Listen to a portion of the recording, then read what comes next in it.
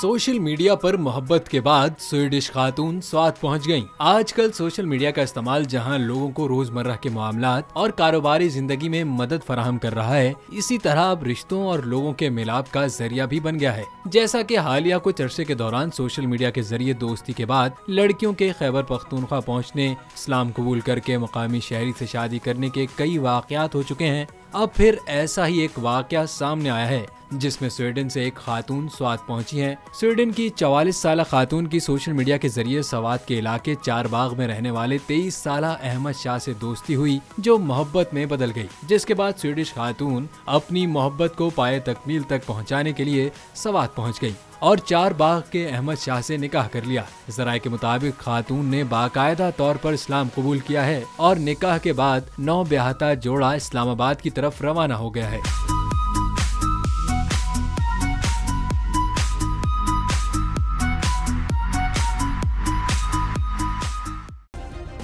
Subscribe करें और bell दबाएं ताकि कोई खबर रह न जाए।